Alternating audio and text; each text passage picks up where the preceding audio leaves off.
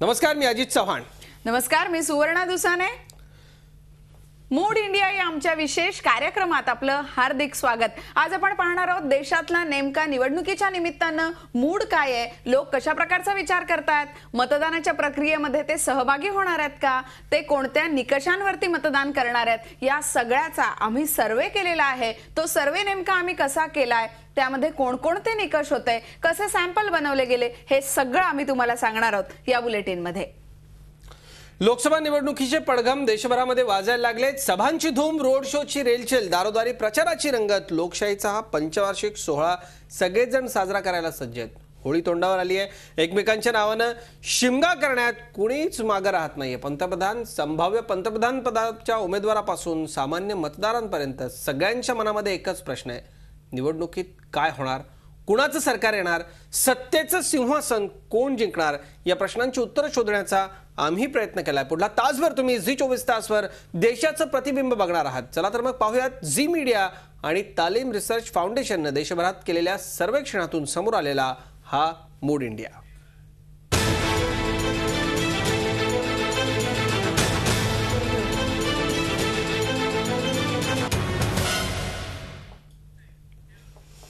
देशभरातल्या 56 लोकसभा मतदारसंघातनं म्हणजे खुल्या आणि राखीव या दोनही मतदारसंघातनं आम्ही हे सर्वेक्षण केलंय. यातल्या प्रत्येक मतदारसंघातले प्रत्येकी 2 म्हणजे एका लोकसभा मतदारसंघातले प्रत्येकी 2 विधानसभा मतदारसंघ असे 112 विधानसभा मतदारसंघांमध्ये हे सर्वेक्षण करण्यात आलेलं आहे. निवडणूक आयोगाच्या अधिकृत संकेतस्थळावरून मतदारांबाबत आम्ही माहिती गोळा केली.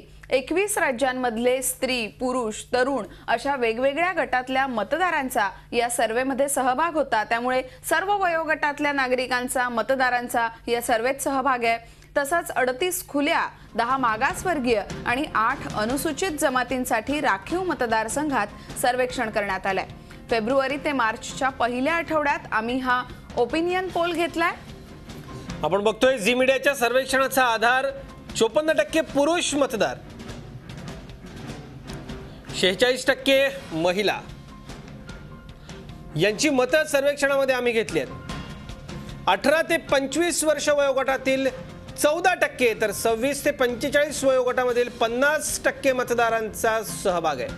46 पेक्षा जास्त 35% मतदारांचा मूड यामध्ये घेण्यात आलाय. हिंदू, मुस्लिम, ख्रिश्चन, शीख धर्मीय तसंच विविध जाती पंथांमध्ये, व्यवसाय, शिक्षण आणि राहणीमान अशा विविध गटांमध्ये हे सर्वेक्षण विभागण्यात आलं. आपण बघतोय 26 ते 45 चा वयोगट 50.2%, 46 पेक्षा जास्त वयोगट सुवर्ण आपण बघतोय 35.7%.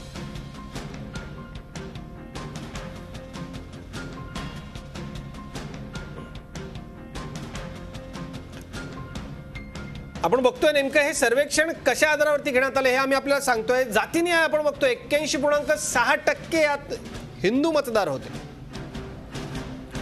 मुस्लिम समाजाचे 11.6%, ख्रिश्चन 3.7%, 3.1% शीख धर्मीय होते.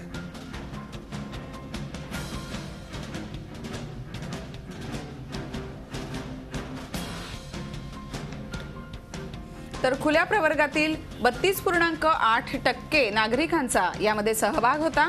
अनुसूचित जातींपैकी 21.2% मतदारांचा यामध्ये सहभाग पाहायला मिळाला. तर अनुसूचित जमातीचे 12.5% मतदार या सर्वेक्षणात सहभागी झाले आहेत. 30.7% ओबीसी मतदारांचं मत सुद्धा आम्ही या सर्वेक्षणादरम्यान जाणून घेतलं. हे सर्वेक्षण सर्वसमावेशक असावं असा प्रयत्न झी मीडियानं केला. त्यासाठी वेगवेगळ्या वयोगटातल्या उमेदवारांचे, मतदारांचे मतं यामध्ये घेण्यात आली. जेमतेम साक्षर असतील असे 9.5% मतदार आहेत ज्यांचं मत आम्ही जाणून घेतलं. तर अशिक्षित मतदार 25.6% होते. तर 1ली ते 5वी पर्यंत ज्यांचं शिक्षण झालंय असे 15.4% मतदार होते. 6वी ते 12वी पर्यंत शिक्षण घेतलेले 33.7% मतदार होते. या सर्वेक्षणात आम्ही कुणाकुणाची मतं घेतली हे आम्ही तुम्हाला सांगतोय. हे सर्वेक्षण सर्वसमावेशक करण्याचा आमचा प्रयत्न होता. कामगार 19.9% कामगारांची मतं आम्ही जाणून घेतली. शेतकरी यामध्ये होते 19.4%. तर नोकरी करणारे 7.2% मतदार आहेत.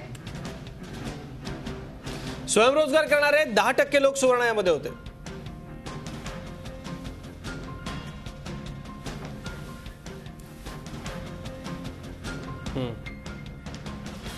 अजित, आपण पाहिलं की हे सर्वेक्षण जे आहे ते कसं सर्वसमावेशक असावं हा आपण प्रयत्न केलाय. पण यंदाच्या ज्या निवडणुका आहेत त्या प्रामुख्यानं लढवल्या जाणार आहेत ते विकासाच्या मुद्द्यावरती. त्यामुळेच गेल्या 5 वर्षात देशातली आर्थिक परिस्थिती किती बदलली आहे हे पाहणं सुद्धा महत्त्वाचं आहे. आणि या बदललेल्या आर्थिक परिस्थितीबाबत नागरिकांना काय वाटतंय हे सुद्धा जाणून घेणं तितकंच महत्त्वाचं आहे.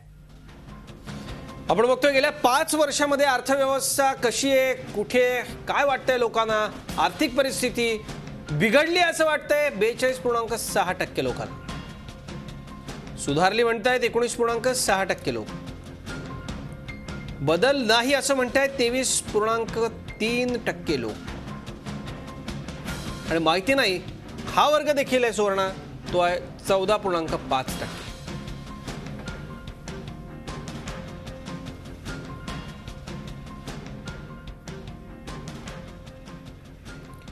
आणि यावरती आपण सविस्तर चर्चा करणार आहोत. आपल्याबरोबर आत्ता पाहुणे आहेत ज्येष्ठ पत्रकार प्रकाश जोशी आणि ज्येष्ठ पत्रकार प्रकाश पवार सर आपल्याबरोबर सध्या कोल्हापूरच्या स्टुडिओमधून आहेत. प्रकाश पवार सर, आपलं स्वागत या चर्चेमध्ये. आणि प्रकाश जोशी सर आपल्याबरोबर आहेत, त्यांचे देखील आपण स्वागत करूयात या सगळ्या चर्चेमध्ये. निवडणुका जवळ आल्या की या सगळ्या मुद्द्यांची विशेषतः चर्चा केली जाते. प्रकाश जोशी सर, मी आपल्याकडे येतो. आपण या सगळ्यामध्ये वेगवेगळी सर्वेक्षण किंवा वेगवेगळ्या मुद्द्यांवरती निवडणूक आल्यानंतर चर्चा करत असतो. पण आपण जर बघितलं आता जो झी मीडियाचा आम्ही हा सगळा जो सर्वे केलेला आहे, या सर्वेनुसार आपण जर बघितलं तर लोकांची जी मतं आहेत ती या निवडणुकीच्या बाबतीमध्ये उत्साही आहेत. लोकांना मतदान करायचं आहे. मतदार कसे आहेत, किती टक्के मतदार आहेत हे देखील आपण सगळं दाखवलंय. जातीनिहाय, धर्मनिहाय आपण किती नाही म्हटलं तरी देखील या सगळ्या मतदारांना जातीनिहाय, धर्मनिहाय राजकीय पक्षांकडून देखील पाहिलं जातं. तसाही आपण हे सगळं सर्वेक्षण केलेलं आहे. देशाचा मूड कसा आहे, काय वाटतं आपल्याला?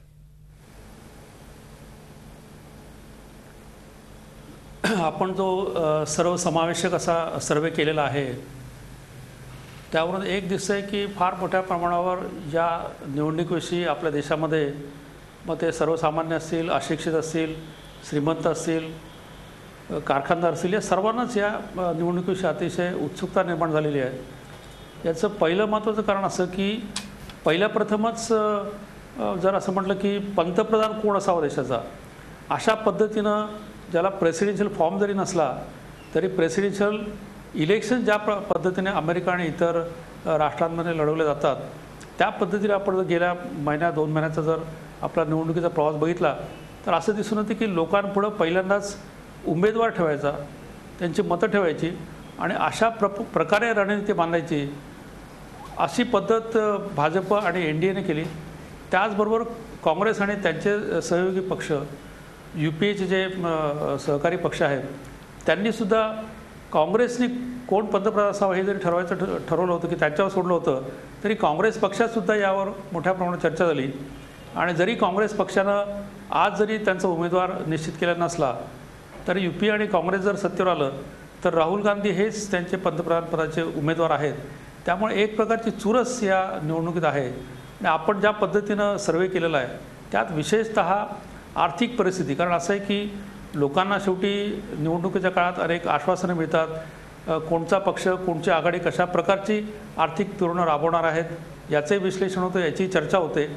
परंतु त्यात जरी सर्वसामान्य लोकांना फारसं उमजत नसेल, समजत नसेल तरी ज्यावेळेस सरकारच्या धोरणामुळं लोकांच्या रोजच्या जीवनावर परिणाम होतो, त्याची झळ त्यांना बसते, त्यानंतर लोक विचार करू लागतात की त्यांची अपेक्षा अशी असते की तुम्ही जर सांगितलं की जागतिक अर्थव्यवस्था आज फार बिकट आहे, इतर देशातसुद्धा फार आर्थिक परिस्थिती मंदीची आहे, तरी लोकांचं म्हणणं असं असतं की अशा वेळेस सरकारनं अशी पावलं उचलायला पाहिजेत की ज्यामुळं सामान्य लोकांच्या जीवनामध्ये रोजच्या ज्या काही घडामोडी असेल, रोजचं त्यांचं जीवन असेल, जीवनमान असेल, त्याच्यावर परिणाम होणार नाही, अशी काळजी सरकारनं घ्यायला पाहिजे.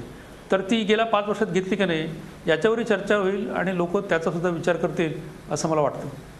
बरोबर आहे. मूड इंडिया नेमका मूड काय आहे देशाचा हे आपण जाणून घेतोय. आपल्याबरोबर प्रकाश पवार सुद्धा आहेत. आपण थेट त्यांच्याकडे जाऊयात. सर, आपण पाहतोय कशा प्रकारे हे सर्वेक्षण करण्यात आलंय, कोणकोणत्या वयोगटातले, त्याचबरोबर सुशिक्षित, कामगार अशा वेगवेगळ्या ठिकाणचे मतदार यामध्ये सहभागी झाले होते. तुम्ही सगळ्यात पहिल्यांदा जाणून घ्यायला आवडेल आपल्या सगळ्या प्रेक्षकांना नेमका देशाचा मूड कसा आहे या निवडणुकीमध्ये. ही जी निवडणूक आहे याच्यामध्ये नेतृत्वाचा मुद्दा जरी मध्यवर्ती केलेला असला तरी नेतृत्वाच्या मुद्द्याच्या अखेरीस सुद्धा निवडणूक लढवली जात आहे. याचं सर्वात महत्त्वाचं उदाहरण म्हणजे प्रत्येक राज्यांमध्ये आर्थिक मुद्दे आणि लोकांना प्रस्थापितांच्या विरोधात द्यावं लागलेलं तोंड याच्यावरती लोक एका बाजूने आपलं मत तयार करत आहेत.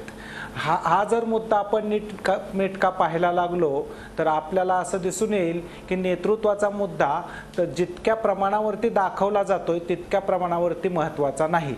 आणि याशिवाय जर दुसरा एक मुद्दा पाहायला गेलो आपण तर काँग्रेसला ज्या पद्धतीने म्हटलं जातंय की ती खूपच दुबळी झालेली आहे तर तसंही काही दिसत नाही काँग्रेसच्या बद्दलचं. याचं कारण काँग्रेसने जे अनुग्रहाचं राजकारण केलेलं आहे त्याला काहीतरी प्रमाणामध्ये प्रतिसाद हा SC ST मधून मिळण्याची दाट शक्यता आहे. त्याच्यामुळे निवडणुकीचा मूड एककल्ली नाही तर ते दोघांनाही समसमान स्पर्धा आहे आणि या 1-1.5 महिन्यामध्ये कोण यशस्वी होईल याच्यामध्ये त्याच्यावरती निकाल लागण्याची शक्यता आहे.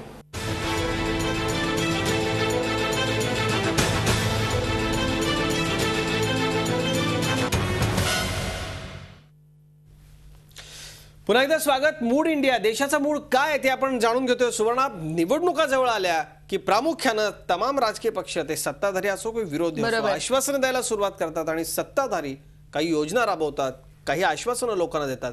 तशीच एक मोठी योजना देशामध्ये आत्ताच्या सत्ताधाऱ्यांनी आणली आणि ती म्हणजे अन्न सुरक्षा योजना. बरोबर आहे. अन्न सुरक्षा योजनेच्या निमित्तानं जणू काही घोषणांची गारपीटच होतीये की काय अशी परिस्थिती देशात पाहायला मिळतेय. घोषणांचा पाऊस सुरू झालाय. पण नेमका अन्न सुरक्षा योजनेबद्दल सर्वसामान्यांना काय वाटतंय हे सुद्धा जाणून घेण्याचा आपण प्रयत्न केला. आपण बघतोय की गरिबांना स्वस्त धान्य आवश्यक आहे का, काय म्हणतोय देश. 86.5% लोक म्हणतायत हो आवश्यक आहे. नाही म्हणतायत 7.4% लोक आणि यातही माहित नाही अशी संख्या आहे 6.1. मोठा आकडा आहे. देशामधल्या मोठ्या जनसंख्येला असं वाटतंय की विकासासाठी गरिबांना स्वस्त धान्य आवश्यक होतं. प्रकाश पवार सर आपल्याबरोबर आहेत आमच्या कोल्हापूरच्या स्टुडिओमध्ये.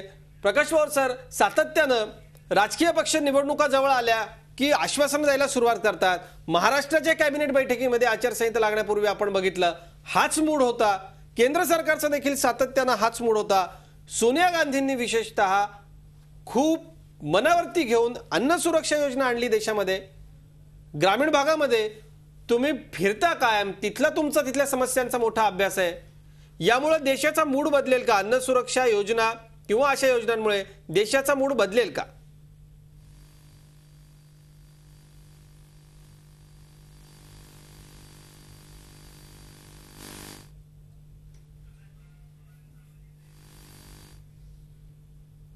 प्रकाश पवार सरांचा आवाज आपल्यापर्यंत पोहोचत नाहीये, पण आपल्याबरोबर प्रकाश बाळ जोशी आहेत. आपण त्यांच्याकडे जाऊयात.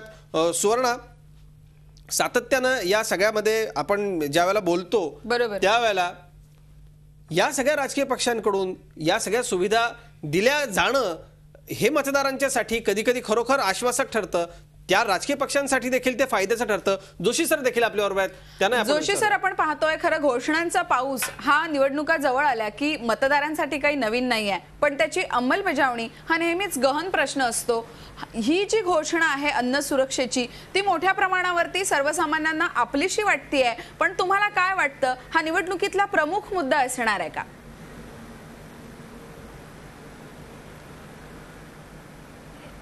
अन्न सुरक्षा ही जी योजना भारत सरकारनं आणली आहे ती अतिशय महत्त्वाची आहे. त्याच्यावर फार मोठ्या चर्चा देशात घडून आल्या. लोकसभेत त्याच्यावर चर्चा झाली. दोन्ही बाजूनी काही लोकांनी विरोध केला, काही लोकांनी समर्थन केलं.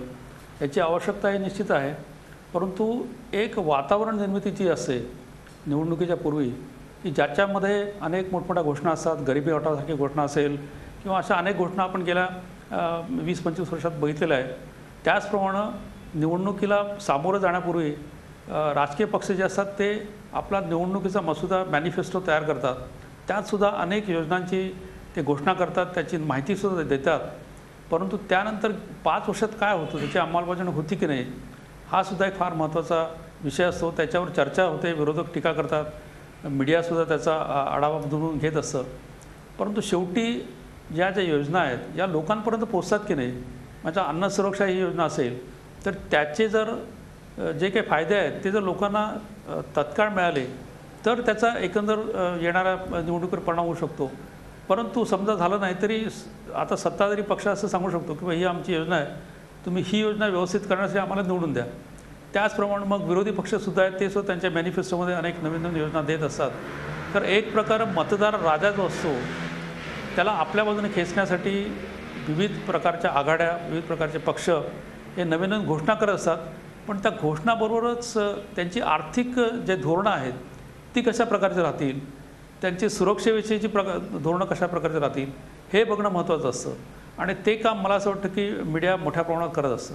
सर, तुम्ही म्हणता की धोरणं पाहणं महत्त्वाचं आहे. आता आपण जो सर्वे पाहिला की बहुतांश गरीब वर्गाला म्हणजे साधारण 85% जणांना असं वाटतंय की ही योजना चांगली आहे. पण प्रत्यक्षात एखाद्या सरकारनं केलेलं काम किंवा आणलेली योजना बहुतांश लोकांनी ॲप्रिसिएट केली तरी प्रत्यक्षात मतदानामध्ये मात्र ती कन्वर्ट होताना दिसत नाही. तुमचा नेमका अनुभव काय सांगतो गेल्या इतक्या निवडणुकांचा? आपण जर निवडणुका बघितल्या तर अनेक घोषणा ज्या असतात त्या कागदावर राहतात. म्हणजे सगळ्याच घोषणा कागदावर राहतात असं नाही. त्यातल्या बऱ्याचशा घोषणा ज्या असतात, ज्या योजना असतात त्याची अंमलबजावणी करण्याचा प्रयत्न केला जातो. जसं इंदिरा गांधींच्या काळात त्यांनी 20 कलमी योजना जाहीर केली होती. त्यानंतर त्याच्यावर नियंत्रण ठेवण्यासाठी शासकीय पातळीवर सुद्धा मोठमोठ्या समित्या नेमण्यात आल्या आणि त्या समित्या आजही काम करत आहेत. त्यामुळे केवळ घोषणा करून त्या हवेत उडून जातात असं नाही, परंतु त्याची अंमलबजावणी होते की नाही लोकांची साहजिक अपेक्षा असते. कारण आज जर आपण बघितलं तर दारिद्र्य रेषेखाली राहणारे आपल्या देशात असंख्य कोट्यावधी लोक आहेत. तर अन्न सुरक्षेसारखी जर योजना आली तर ती निश्चितप्रमाणे त्यांना त्यांच्या रोजच्या जीवनामध्ये एक प्रकारचा आधार ठरू शकते. परंतु ह्या योजनाची अंमलबजावणी कशी होते आपण जर बरोबर आहे सर, योजना घोषित झालेल्या आहेत पण त्याची अंमलबजावणी कशी होते हे पाहणं महत्त्वाचं असणार आहे. अजित, आपण पाहतोय की पॉप्युलरिस्टिक घोषणा निवडणुकीच्या तोंडावर केलं जाणं हे काही मतदार राजासाठी नवीन नाही आहे. त्यामुळे योजना जरी अप्रिशिएट केल्या जात असल्या तरी मतदानामध्ये त्याचं किती परावर्तन होतं हे पाहणं महत्त्वाचं असणार आहे. नेमका इंडियाचा मूड काय आहे, सर्वसामान्य मतदार राजाला काय वाटतंय, मतदानातले महत्त्वाचे मुद्दे काय आहेत हे सगळं आपण मूड इंडिया या आपल्या विशेष कार्यक्रमात चर्चेला घेणार आहोत.